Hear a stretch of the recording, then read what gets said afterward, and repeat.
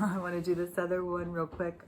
See, as soon as I start talking, as soon as Stella sees me put the stuff up, she's like giving me the look like, oh man, and here she comes. She'll need something. But I haven't even gone and done all my stuff yet this morning. So, and all these have been like little broken up bits today because it's weird energy. I feel it. But so I watched this movie, and it's an old movie, and it's called Defenseless, I think. It has Barbara Hershey and Sam Shepard. And so it's really old. I think it's from the early 90s, maybe 91 or something, it said. I'm not sure if that was when it was made or if that was when it was downloaded. I don't know. I guess it couldn't have been downloaded in the 90s. I don't know. I don't even remember when computers were really... I don't know. But in this movie, it was like totally just disclosure stuff. It had, rich people trapping their children into a life of sex crimes and how they're involved in, porn and corruption in the DA's department and stuff. It was just like, oh my gosh, all this stuff is real. And they were putting it in movies. Fuck, what is that, 30 years ago or something? Or 20 years ago. I'm horrible with numbers. That's part of it. I always have the excuse, my brain injury. Maybe I'm weird, but it's my brain injury. But, so I wanted to, that movie just really triggered me, like they all do. And also the one woman, the wife, who, she's just so beat down and she's such a victim, and poor her, living her rich life. But, her husband likes to have sex with children, so poor her. And the daughter held it against him, and then there was a whole murder thing going. So if you were in such a bad state of affairs in your life that is driving you to feel you need to murder somebody, then you really you got to figure out how to get yourself out of the situation before it gets you to that point, because these people will just like get beat down, and then they think like there's nothing else to do. That's my only way to solve it, is I gotta murder you. And it is like, you shouldn't get to that point. We've got to reel it in. That is, that's how I honestly felt about my husband that I was married to the longest, my second husband. That's how I felt. I was like, if I do not divorce him, there's gonna be a murder is gonna happen. I think I've said that before, but I was like, fuck this. I'm getting so mad that I will pick up a knife and plunge it into your face. That's how I felt. And I was like, okay, I got to get out of this situation. This is not healthy definitely not healthy for him. He doesn't even know how unhealthy it is for him. But for me, I don't want to fucking murder somebody and be in prison forever because I lost my temper at some fucking asshole. Fuck that. I mean, life's too precious, isn't it? I mean, you can make the best of it if, you do that and you do go to jail. It's not like things are over. You can make the best of anything. Yeah, I mean, you kind of have to. Otherwise, you'll just be miserable. And, if you're just miserable, it's on you. You are the only one who can control it. You're the only one. You can't control everything that's happening to you, but you can control your outlook. You can control how you see things. Oh, Jesus. It's a fucking drama day. Hold on, because I wanted to say something.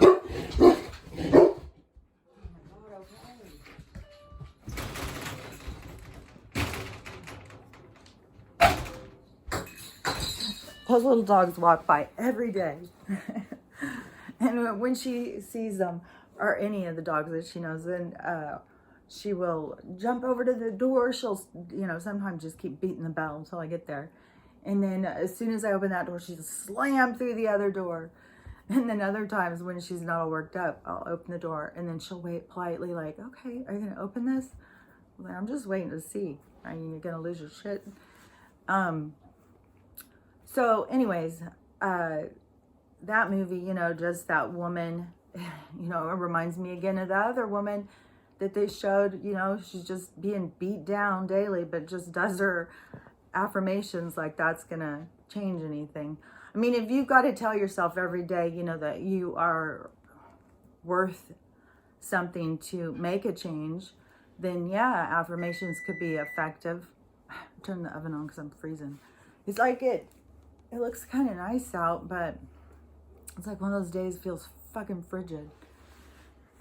So anyways, if you are just completely, you know, like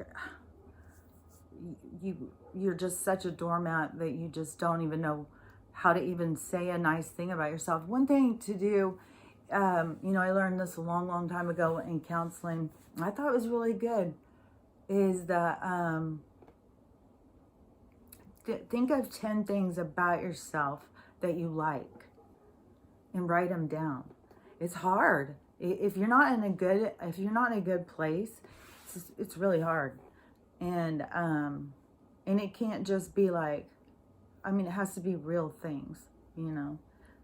And you have to really think about it. Like, what are things you really like about yourself? And then if you can't come up with 10, that's the place to start right there. Work on liking yourself. You know, it's totally normal to not like yourself. We've been raised in a society that was meant to beat us down, to make us feel helpless, hopeless, you know, of no value, you know, break us apart, broke apart tribes, broke apart families. They want us to be weak and alone. They don't want us to have unity. They know we're strong together. Like, I mean, we are strong together on a level that people don't even know, because we have an energy that comes out. You know, like if you think about it, all the human beings walk outside at once. And, you know, like in the movie where, you know, they held hands across. I think that's something from the 80s, but he did it, Jordan Peele, which that guy knows something. He does that movie with everybody holding their hands. Like if we all went outside together and we all had the same energy, like a prayer or meditation in mind, you know, we all had that, it would like engulf us. It would protect us, you know, like it would shield us from harmful rays that were coming in, you know, like we're that powerful. I believe. I think that there's going to be a lot more stuff when science isn't being restricted by the money people. You know, I think we're going to find out a lot of fascinating things. So, you know, you know, the affirmations can work if you just really are just that low, that you just, you know, are hating yourself and you have to just build it up. Then, you know, remind yourself wherever you can that you have value, even if no one's ever valued you before. And that's the thing, is that when you get in this thing about you having no value, then you will go out and you will search for relationships that will prove to you that you have no value. So you are just doing this confirmation. That's why you have more control than you think. And it's all by perception and perspective. And so when you go into that relationship and then you feel, you know, you don't deserve any better, nothing will be better. It's going to suck. But you are going into that because of how you feel about yourself, you know, and that's why I really think it's super important, you know, more than the bullshit stuff they teach people in school. Like that really needs a whole redo over the education system. But part of our education should definitely be like mind, body, spirit stuff. It should be definitely how to take care of yourself, how to take care of others. They should all learn a skill. They should all find their own inner creativity. But they should, there was a point I wanted to make about to put those two things together. But there should be a part. Well, just having those things that you feel good about yourself, like having skills, having your creativity coming out and stuff, whether it's music, art, acting, whatever it is, that you will feel better about yourself. That stuff has all been squashed. They've even taken it out of schools. They don't want us to feel good about ourselves. This is going to be, a challenge for a lot of people, because it's all going to be torn down, and you have to build it back up, and it's going to be a challenge. This is a big thing that all these souls have taken on to go and do. And so, if you have to do those little papers hanging around your room to remind you, that you have value, then that's good. Do them. They have a place. I'm just saying, don't go into a relationship where you're just being beat down all the time and then think that those little papers are going to help you. It's not. You have to help yourself. And I feel like there's so many, if people went into relationships in a healthier state of mind, they'd go into different relationships, probably far less relationships. I think that it's a lot more natural for us to want to be monogamous. I think it's the search, that yearning, that wanting something that has where everything is so messed up, and people are convinced that they're not monogamous. But I mean, freaking ducks. I mean, there's so many animals out there that are monogamous for life, and I think that I think it's in our more human nature. I just think that we are going to have to figure out our human nature. It's been so twisted and warped by other people. But I think that people are going to be a lot more, formed communities, and a lot more stability, and a lot more structure, but a lot more feeling like they fit in, that they're accepted and stuff. But that it's going to be work. It's like a completely different way of looking at life than how we've been taught. And victim mentality is the worst thing. That's the worst thing for you, to feel like you have no control. Nothing is in your control. So much is in your control. So much is in your control. I mean, you don't have control over if you're gonna, drive down the road and get hit by a truck. You don't have control over that. You have control of what you do if something like that happens. Do you become a bitter person, a victim, and everything sucks and life sucks and fuck everybody? Or do you just try and figure out a way, the best way that you can live with the circumstances handed to you, and then try and make other people's lives better too? That comes from within. And each life is a new opportunity to learn how to do better. So there was another thing too.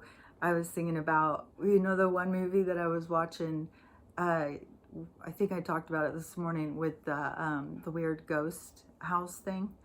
And that girl, the daughter in it, I guess she was albino. I went to school with an albino. They don't look like what they're trying to sell an albino look like. When I went to school, I knew two when I was a kid. And they're like, their skin is white. Like in that movie, what was that movie called? Powder?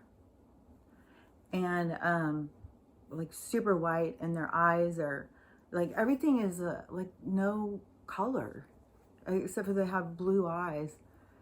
Sometimes they wear contacts because there's like sensitivity and stuff. They can't go out in the sun really, because their skin, like, you need some melanin. The reason that there's people who are less melanin, the more white, it has way more to do than just the color of your skin. It has to do with the oils in your skin. It has to do with the environment that you're it used to be where you were lived or where you were raised or whatever, but now people move so much. I mean, people move all over the place. It's not like before. And so now, you know, but that is the reason, was it had to do with how close you were to the equator with your skin tones and how much oil secretion, all of the stuff, all had to do with, you know, environmental way of being your best in that environment, like your best adaptability or something. Oh, that's probably the call I've been waiting for. The car guy still hasn't called. No, he's not in Seattle. Okay, so I wanted to say this other thing real quick. So she was albino, and they had a whole thing about her sight, and I'm not really sure, because the ones I knew could see, but it probably depends on, I mean, there's definitely something missing in there, like the melanin. I'm not sure what all is missing, but I know that there's issues with their skin and their eyes. But anyways, so this girl, she couldn't see, and it kept showing from her eyes what things look like. And you know, I have so many problems because I have glaucoma, and all this stuff came from when I got my brain injury. And so I have a lot of things with my eyes, and sometimes I can't see very good at all. Like everything's, so it was making me think about that when I was watching her. And, you know, I mean, that's just, it is, it's an experience, you know, and I don't know what's going to happen with the future of medicine, because I believe it's about to make a big, giant technological leap into the future. So it may not end up being my experience, but if it were, I've just come to the resolve that, you know, it would be because I wanted to come and have that experience. I wanted to see what life was like being blind, and you know, you have other senses that you start using, and see what is it like to be in a three-dimensional world and not be able to see it. Like, you know, I was wondering this even, like if I was painting a picture and somebody was telling me what to paint, and I was painting it, but I wasn't looking with my eyes. I was only looking in my head of what I was painting. I wonder what it would come out as. I might try that sometime. You know, you gotta have somebody who's gonna sit there and do it with you. And I live by myself. But at some point, I really think I'm gonna try that, because I really am intrigued by that. But anyways, with the vision thing, it was just making me think about that. And I was thinking about, you know, that's an experience.